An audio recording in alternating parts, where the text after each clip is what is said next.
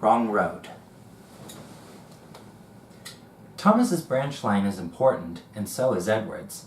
They both bring in valuable traffic, but their track and bridges are not so strong as those on the main. That is why the Fat Controller does not allow the heavier mainline engines, such as Gordon and Henry, to run on them. If, however, you had heard Gordon talking to Edward a short while ago, you would have thought that the Fat Controller had forbidden him to run on branch lines for quite another reason. "It's not fair," grumbled Gordon. "What isn't fair?" asked Edward. "Letting branch line diesels pull mainline trains?" "Never mind, Gordon. I'm sure Boko will let you pull his trucks sometimes. That would make it quite fair." Gordon spluttered. "I won't pull Boko's dirty trucks. I won't run on branch lines." "Why not? It would be a nice change." "The Fat Controller would never approve," said Gordon loftily. "Branch lines are vulgar." And he puffed away in a dignified manner. Edward chuckled and followed him to the station. Gordon, his driver, and his fireman all say it was the lady's fault. She wore a green floppy hat and was saying goodbye to a friend sitting in the coach nearest the guard's van. It was almost time to start. The fireman looked back. He was new to the job. He couldn't see the guard, but he did see something green waving. He thought it was the flag. "Right away, mate," he called. But the guard hadn't waved his flag. When Gordon started, he left some luggage, several indignant passengers, and the guard all standing on the platform. Every evening, 2 fast trains leave the big station within 5 minutes. The 6:25 is Gordon's for the main line. Edward's at 6:30 runs along the branch. By the time Gordon had been brought back, Edward's train was overdue. "You've missed your path, Gordon," said the Fat Controller crossly. "Now we must clear Edward's train before you can start." This should have put everything right with the least possible trouble, but control at the big station made things worse. They forgot to warn the signalman at Edward's junction about the change of plan. It was dark by the time the trains reached the junction, and you can guess what happened. Edward went through on the main, while Gordon was switched to the branch.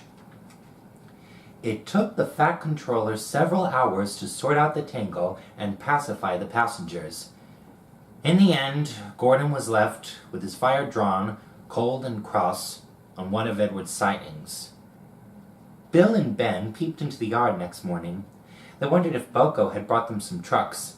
There were no trucks, but they didn't mind that. Teasing Gordon, they thought, would be much better fun. "What's that?" asked Bill loudly. "Shush," whispered Ben. "It's Gordon. It looks like Gordon, but it can't be. Gordon never comes on branch lines. He thinks them vulgar." Gordon pretended he hadn't heard. "If it isn't Gordon," said Ben, "it's just a pile of old iron, which we better take to the scrapyard." "No, Bill, this lot's useless for scrap. We'll take it to the harbor and dump it in the sea." Gordon was alarmed. "I am Gordon! Stop! Stop!" The twins paid no attention. Gordon shut his eyes and prepared for the worst. The twins argued loudly and long. Bill favored the scrapyard, while Ben said that the cutting up in such places was something cruel. It would be kinder, he urged, to give those remains a quick end in the sea.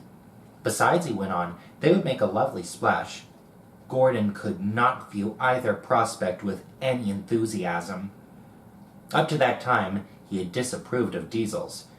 They were, he considered, ugly, smelly, and noisy. But when he opened his eyes and saw Boko coming into the yard, he thought him the most beautiful sight he had ever seen. "Boko, my dear engine," he gasped. "Save me!"